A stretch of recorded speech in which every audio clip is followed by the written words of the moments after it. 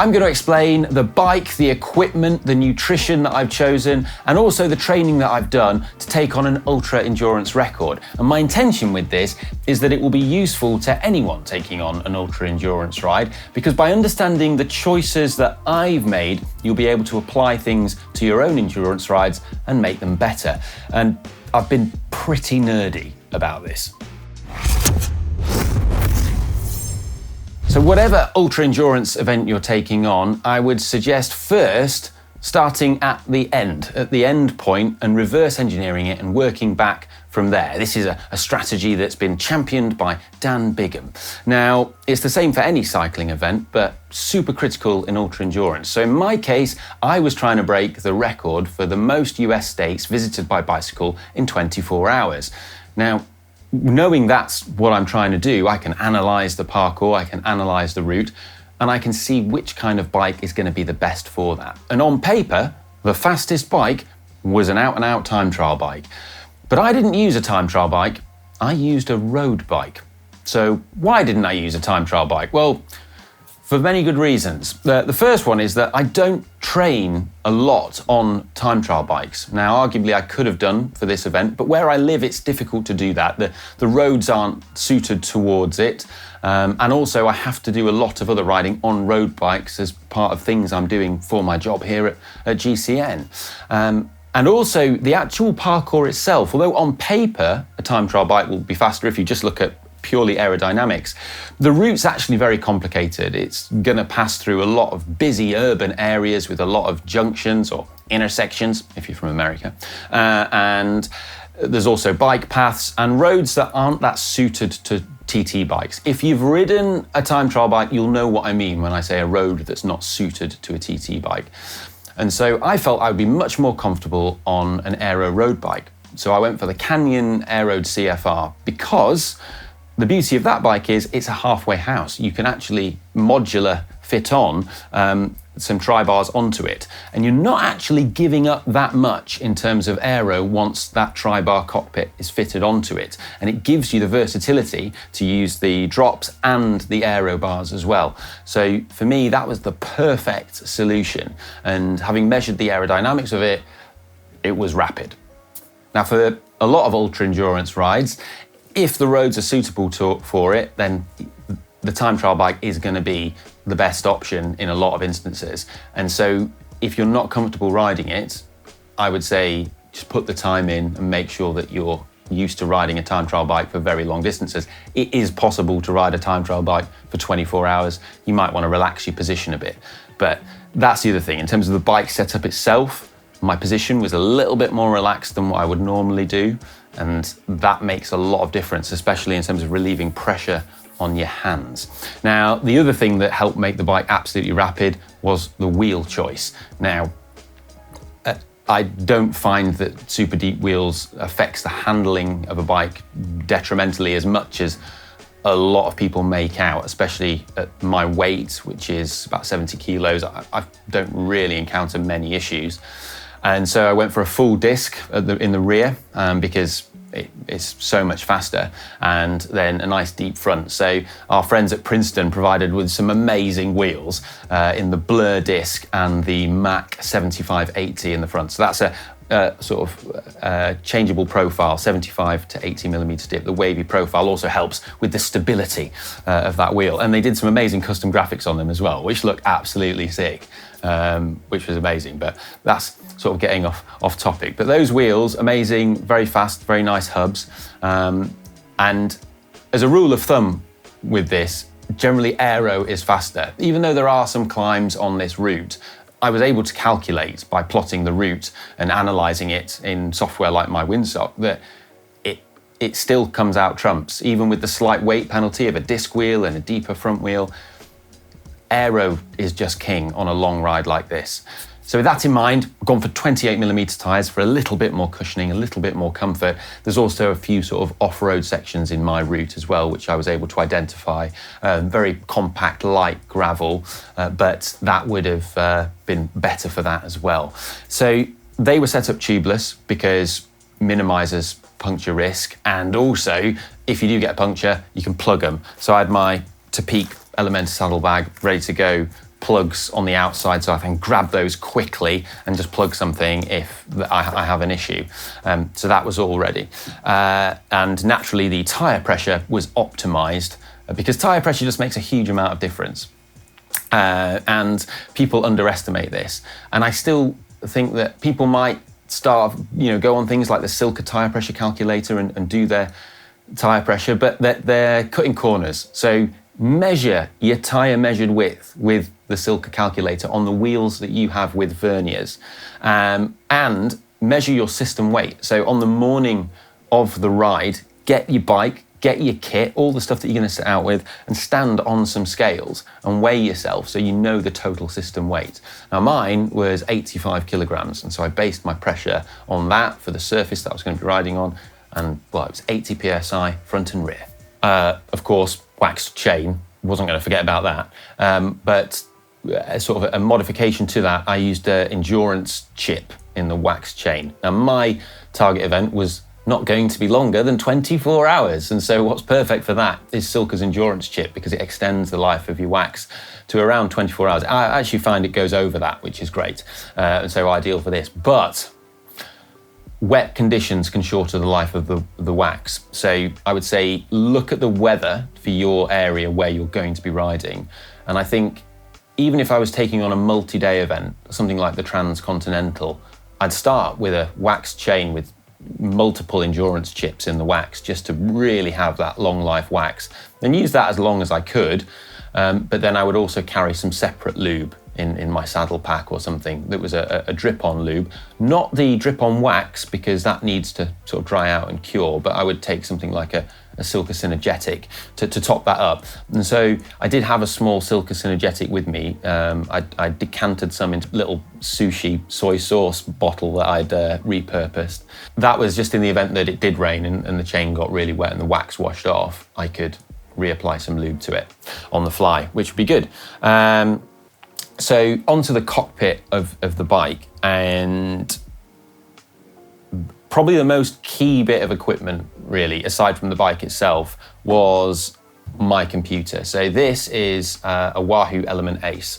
Now, there's lots of different head units out there, but I opted for the Ace because it's blooming massive, and it's got a massive screen, which its navigation capabilities are just mint. And so when you've got a long, complicated route that you're following, it's just so much easier when you've got a massive screen, because you can then also have all your data fields that you need to see on there as well. Whereas sometimes with a smaller screen, you're kind of like flipping between screens constantly because you want to see all your data fields, but when you have the map screen, it's quite small and you can't clog it up with data fields. Whereas this, you can do both. So I'm going to show you the data fields that I had on the map screen because I think this is quite useful. Now, I've got things like my speed, the time, the total time, because my event was timed and I wanted to be aware of that. I've got my average power, I've got my power, and then the most crucial thing for me was my average speed. Now, with this, I'd actually turned off the auto pause because I wanted to know the true actual average speed. Because if you're doing a timed event and you know that you've got to average a certain speed to do a particular time, then removing the auto pause is the way to do it, because you might have to stop for junctions, you might have to stop for traffic lights, and it just means you're not guessing. You know exactly what your true average speed is. Now, in terms of the route planning, that's something that I spent a huge amount of time on, and you'll hear similar things said by people taking on ultra endurance races that are point to point, like Transcontinental and things like that.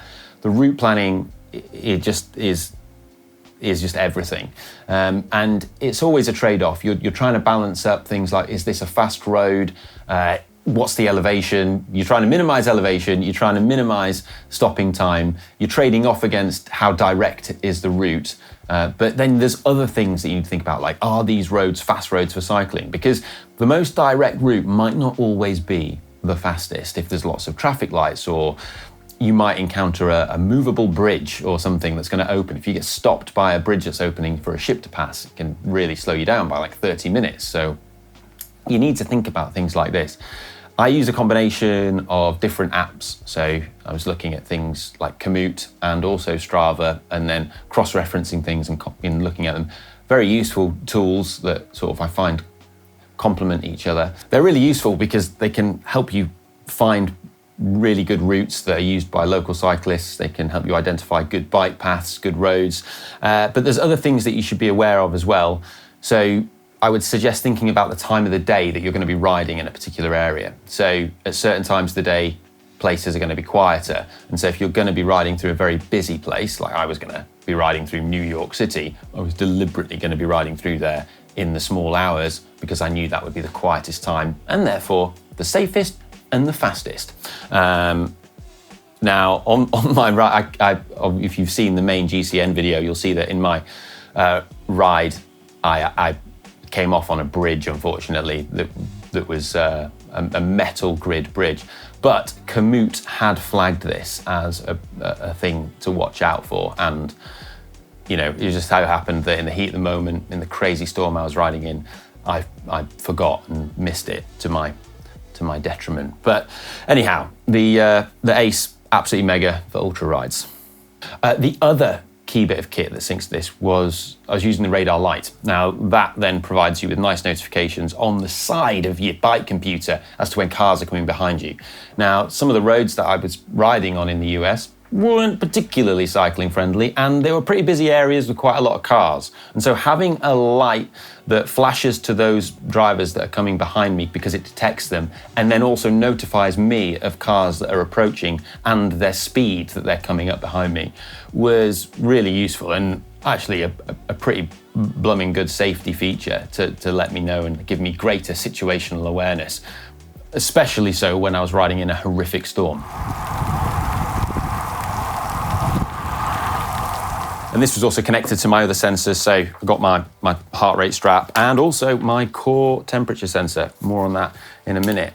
Another key bit of equipment that we had was to do with communications. So I think people would sort of overlook this, but communication can be really, really key. So this is a BCOM 20 from Senna. Now, Senna are a big company in motorcycling and marine, but they've also got some really cool cycling products. So this is the device fitted here onto my bike helmet. You can see it fits onto the strap. And this little head unit allows you to communicate with other people wearing Senna headsets or these ones. So the intended use for this well, one of the intended uses is for a group of cyclists. So it's actually pretty cool. Like if you were riding in a race or an event, you could communicate with your teammates in the pack quite easily without having the need for a team car that would relay a central radio, like the guys in the Tour de France have. This is something that's a lot more accessible and usable in that regard. You also have this range booster mesh net, which extends the range up to 1/2 mile. So I had one of these in my pocket. Oh. Hang on a sec. The Department for Work and Pensions have just messaged me, but that's come up as a notification on my Wahoo, which is also pretty useful because I could get messages on my Wahoo while I was riding from the guys if they needed to send me a message that they couldn't get me because they weren't in range with the Senna. That's actually not a message from the Department of Work and Pensions because it's a +63 number, and the Department of Work and Pensions are not based in the Philippines, which I think is +63. So that's almost certainly a text that I've just received from some con people. Brilliant. Anyhow, this little gadget is really useful. So it's just 20 grams, and being able to communicate with the team car in this particular case was really good because it meant that I could communicate with M from Precision Fuel and Hydration about what I needed, and she could tell me, remind me when to eat and drink and stay hydrated and fueled. And also if I had a puncture or anything like that, I can tell the guys. And so having that communication, it's just really, really, really, really useful. You can actually connect this to your Di2 and run it from there, but I was running SRAM. Now, that leads nicely onto nutrition. So ultra endurance events, nutrition's key. Like people always say that they're eating competitions, and I agree with that, but I would also add that they're drinking competitions too. And that is something where in the past I've sort of eaten plenty, but I've not drunk enough, and that has derailed me. And I've seen these instances where I've ridden, 11, 12 hours without issue and I've done well, and then my performance has just dropped off a cliff and I have just been crawling, which I can now identify is largely down to being dehydrated and not drinking enough, and massively underestimating the amount of fluid that you need to take on board. So there are several things you can do to combat this, and I did all of them. So first thing is doing some sweat tests. Now, these give you two crucial bits of information. They tell you how much fluid you're losing, but they also tell you how much salt you're losing in that sweat. And they're different. So some people are very salty sweaters. I'm not that salty a sweater. It's my really, really, really rubbish superpower. But that said, my sweat rate is pretty high. So I know from doing sweat tests that I can be losing 1.7 litres an hour when riding in 30 plus degrees temperatures in zone 2, which is loads, right? And so even though I'm not losing much salt per litre, I'm sweating so much that I still need to take loads on. And so we can counter that by then putting electrolyte in the bottles that I'm taking on constantly, and also preloading with electrolyte. So the day before the ultra event, I'm having a 1500 precision tab in a bottle, and then the day of, I'm also just drinking a 1500 precision tab in a bottle as well before I've even started the event, and then my things have got in there. So I'm fully loaded up on electrolyte to help get me through. Sweat tests that measure the salt concentration of your sweat are not super expensive, and to just do a sweat rate test that measures the amount of fluid you can do that for free yourself at home, just using a set of bathroom scales. So all you would do, and I was doing this on the day before the event, just to double check the conditions out there, is you just weigh yourself, ideally naked, and then you go out riding for an hour in the conditions that you expect to be riding in, and you can drink in that hour if you want to. You just have to measure how much you've drunk, and then you just come back after an hour, weigh yourself, and then you can work out per hour how much fluid you're losing in sweat. Pretty simple, but very, very effective and very useful. As for carb intake, well, that begins the day before, but there's things here that you're probably not going to expect to hear because of stuff that seems to be all over the internet at the moment, but I'm going to disagree with some of that. So the first thing is you sort of can do it on grams of carbohydrate per kilogram of body weight. Based on my sort of weight, I was looking at about 600 grams of carbs the day before and about 600 grams of carbs on the day, because I was starting later in the day, about 3 o'clock. So I had plenty of time earlier in the morning to get eating and slam the carbs in. And I was doing this mainly in the form of rice, because rice is just quite easy to get in and digest, and you can sweeten it. I think that's auto off on the Wahoo. There we go. Saving the battery. But then on the actual ride itself, you hear a lot of chat about 120 plus grams an hour, and that's quite difficult to do on the body, especially when you're planning on going at ultra distances. For like 6-hour rides, I think it's quite feasible to most people to train their bodies to do 120 grams an hour or so. But the other thing you've got to factor in is the intensity that people are riding at. So the guys that are doing 120 plus grams an hour are World Tour pros or Ironman pros, and they're riding at an intensity that's far higher than what most of us can ride at, or most amateurs. And in the case of ultra riding, you're not typically riding at super high power outputs. And I mean, in my case, I'm riding upper zone 1, lower zone 2. And I know from having done gas exchange tests where I've been measured in a lab that at that kind of power intensity, I'm burning mostly fat. And as a result, the level of carbohydrate that I'm burning is much, much less. And so I can be much more efficient. And that also means I'm not having to put as much stress on my gut. And so we went in with a strategy for this of trying to have 90 grams of carbohydrate an hour, every hour. And that would take different forms. So start off with some real food and then also be complementing that with a bit of carbohydrate in the drink that I was taking on, or also the precision chews and also precision gels as well, which is just really easy to just get in. Now, if I didn't have support, I would have definitely been opting for larger bottles on the bike than the 550 Camelbacks I'd got. And also, I probably would have had a Camelback hydration bladder as well, because, you know, look at the temperatures that you're going to be riding in. I knew that hydration was absolutely key, because the typical temperatures where I was riding at that time of year, and you should look this up, were for me over 30 degrees. And it was blooming boiling, which leads us on to the next key thing, which is heat training. Now, I absolutely swear by this, and I've been doing it for a couple of years, and the difference it makes is absolutely massive. There's a lot of stuff out there that you hear about that will make you faster, or buy this, it will make you faster, and all this. And I think it's quite difficult for people to cut through the noise of all that. But two things that really stand out for me are creatine, which absolutely works, and heat training. Heat training is much harder to do than creatine. And so I've performed that with doing a lot of sessions indoor on the bike with a suit on, using the core sensor, which fits onto your heart rate strap, and also doing passive heat trainings in a sauna as well, which you can then log in the app. And so through doing that, I was able to get become a heat champion.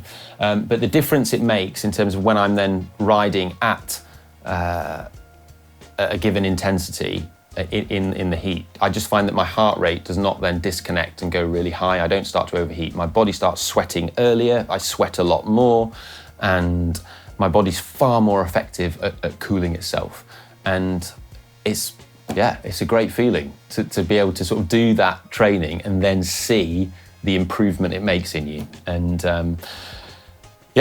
absolutely swear by it. And with regards to clothing, other things matter too, such as the kit that you choose. So that is why I went for a white road suit. Now, we're very kindly supported by Rule 28. This is their Neo road suit, and you may remember they supported Alex in Unbound when he did that. And so the white here does help with cooling. Other nice things about this is it's got like a dual layer fabric on it, which means it eliminates the need for the Aero bra, which I'm sure people will appreciate. So you've got these really nice like ribbed Aero sleeves, and I look at the equipment and the kit that people use when they're doing ultra rides, especially ones that are timed or races. And I think people massively underestimate the importance of clothing, because aerodynamically, it makes a huge, huge difference. And it's the biggest difference. It makes more difference than an Aero frame or Aero wheels. You are the biggest thing. You make the most difference. And in terms of reducing your CDA, it's absolutely huge. Although in terms of bang for buck, the best thing is undoubtedly Aero socks. So these are the one Aero sock from Rule 28, who are kind of like the pioneers in Aero socks. But these things also just absolutely rapid. Now, I worked out my CDA with all the kit that I had, and I was able to get it so low that the brilliant thing is you don't have to average anywhere near as much power as you think that you might have to in order to break a record like I was trying. And it's just another way to look at it. When you're looking at really long distances, if you can become more aerodynamic, then having to average 20 less watts over the course of 20 hours, the savings just add up. It's just massive. And you know, I look at people doing a lot of ultra things, and there is a trade-off, because you do need to be able to carry equipment on your bike, and you do need certain things which are maybe an aerodynamic penalty. But kind of pick your wins, like where you can do things like wear Aero socks, absolutely do it. Other thing, the gloves. So I was wearing the Aero mitts, which also have an Aero fabric on them. Now, in terms of doing ultra rides, I think mitts are absolutely essential because your hands take a battering. When you're on a bike for a really long time, there's a lot of pressure going through your hands, and this is quite a common thing, but some people end up getting like carpal tunnel syndrome and real numbness in their hands because the pressure of your hands on the bars for a really long time. And that is something that's made worse if your bike setup is aggressive because there's more weight on your hands. What I have found though is if you go too far the opposite way and go really relaxed, you end up with more pressure on your bum and you're just kind of shifting the problem. There's a certain amount of, when you're doing an ultra thing, something's gonna hurt. It's gonna hurt somewhere, so it's just about trying to balance it and try and optimize your setup and your bike fit in order to get that into the sort of optimum position for you. And that's something that you can only really do with a bit of trial and error and experience and putting things into practice. Also, helmet choice while we're on the subject of clothing. So I had two with me. I had the luxury of being able to have two helmets because we had a support car. So lucky in that instance. Not everyone's gonna have that, but I got the Met Trenta Aero helmet, road helmet. Now, this is just a cooler option. Cooler as in like temperature cooler, because we're riding in such extreme heat. So in the footage, you'll see me riding this because we were riding during the day and it was over 30 degrees. However, my plan was if it was cooler, I would have probably exclusively used the TT helmet, which is the new Met Drone wide body that Tadej Pogacar uses. It's ridiculously quick. But it's also pretty hot to wear. So my plan was to switch to that in the night when it was cooler, so that I can get a kind of aero boost from wearing it, which is significant, but then not overheat. Because if you overheat, the aero advantage is just blown out the water by you overheating. Once you go into the red and you overheat too much, your performance will drop off a cliff. And even with the heat training that I've done, it still is possible to overheat. And you may be wondering why I didn't opt for Aero shoes. It's a good, valid question. But again, there's a heat element. Your feet do get hotter when you wear overshoes, and I was riding in a lot of heat. And so it's that trade-off of comfort. Now, Aero shoes don't give anywhere near the sort of return that you get from an Aero sock. So you go for the Aero sock. But also, when you're doing ultra rides, if your feet get really hot, they can swell up a bit and then they can become really uncomfortable in your shoes. You often see people struggling on ultra rides with feet problems. Their feet start to hurt, they start to swell inside the shoe. Also, you might want to adjust your shoes. You know, maybe you just want to loosen them off for a period during the ride, and that's harder to do. It's harder to adjust the retention system on your shoe if you're wearing an overshoe. And so that was the reason for that. Now, the next thing I'm going to talk about is the training that I did. With any event that you take on, whether it's long, short, whatever, for me it's always about specificity. I've got a coach, his name is Jody Warrington. Hi Jody, thanks. And he helps me prepare for things like this.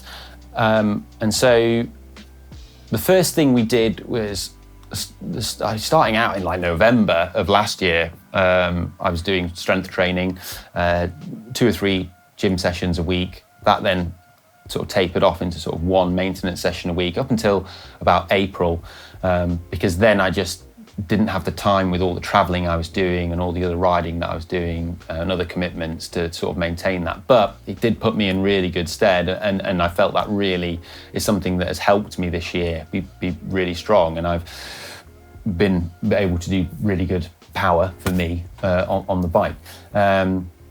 And that's something I'll definitely continue again. And I just feel it makes you just more resilient, especially when you're doing like really long things and you're having to hold your body in a certain position for a long time.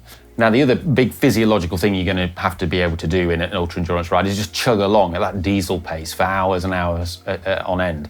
And so the best way to prepare for that is to do long, steady base rides. Now, a lot of people are time limited, myself included. I've got other commitments, but I was consistently able to try and get in once a week a 5 or 6 hour ride at that intensity, and really target that with also real life sort of style riding, not just sitting in zone 2 all the time, deliberately being able to push that little bit more on hills because you gain more time back and then ease off on faster sections. And that was something that really helped me, gave me a really good base. And then I was still doing high intensity stuff as well to complement that and just drag my engine up. But then I was also able to do some longer rides, which you will have seen in some GCN videos. For example, the Everesting we did on the Stelvio. That to me was ultra endurance training for the longer things I knew I had coming. And there is no replacement, I think, for that sort of ride, because when you start doing something really long like that, you learn so much from it. You learn about how to fuel, you learn about how your body responds, you learn about those bits of the bike that might start to cause your body to hurt, like, for example, your hands. And so then you can do things about that. You can put more padding down, or you can adjust your bike fit. And those sorts of things can really make or break your ultra endurance event when you come to do it. And so I'd really recommend that. One big caveat though, while it is good to be able to do really big dress rehearsal rides that teach you about your body and what it's like to feel and understand the sensations, you should only do them if you've sort of built up to them and are able to recover from them, because sometimes it's possible to do something like that and put yourself in an absolute hole where you just don't recover from it. And if you're not able to do that, it can put your actual event that you want in jeopardy. So bear that in mind. You have to build up to something like that, but the closer that you can get to a dress rehearsal, the better. So there you go. I was unsuccessful in my latest ultra endurance challenge, but that hopefully doesn't mean that you will be in yours. And I'd like to think that people can learn from all of the nerdy geeking out that I've done in order to try and make myself faster and better at these sorts of rides, and can learn from some things. Anyhow, let us know your comments, and if you've got any tips and suggestions as well, because I'd love to read them. I'm always learning. This is by no means a definitive list, but I've tried to think of as much things as I can. But yeah, let us know in the comments, and hopefully see you in the next one. Love you. Bye.